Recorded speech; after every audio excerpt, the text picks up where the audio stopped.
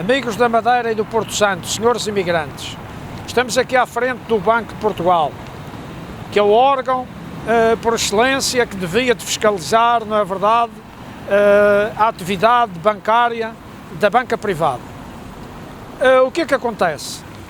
É que os senhores daqui do Banco de Portugal sempre assobiaram para o lado. E por isso é que se deu o grande descalabro do Banif, que se seguiu ao BES e ao Banco, ao BPN.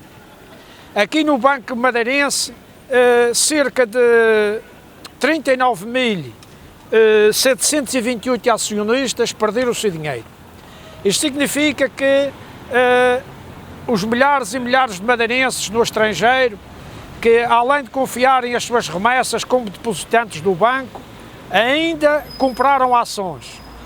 E com esta resolução do Banco Banif, decidida pelo governo de António Costa, a esses amigos que investiram em ações, são cerca de 39.728 acionistas, perdem todo o seu dinheiro.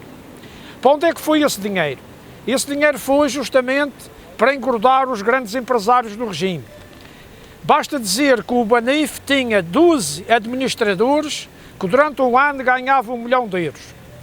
Entre esses administradores temos o Sr. Tranquada Gomes, o Sr. Miguel de Sousa, o Sr. João Santos da Sementes Madeira e o Sr. Paulo Fontes, todos eles da Comissão Política do PSD.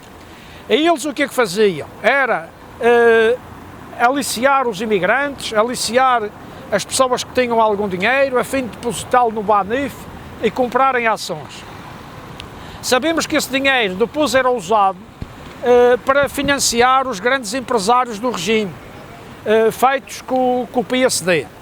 E então não é que nós temos vários empresários que pediram dinheiro a fundo perdido, praticamente fizeram o saco ao banco, saquearam o banco. E nós temos empresas que só floresceram à custa desses dinheiros, como é o caso da Tâmega, da qual faz parte o Império Jaime Ramos. Pediu 74 milhões de euros.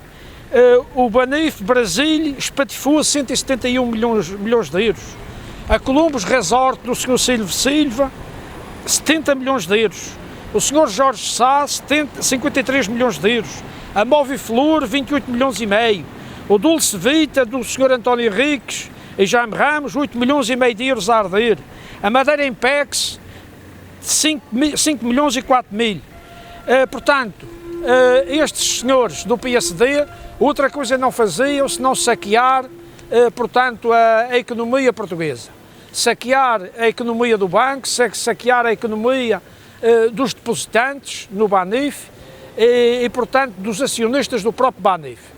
E o que é que aconteceu a esses senhores? Não aconteceu absolutamente nada.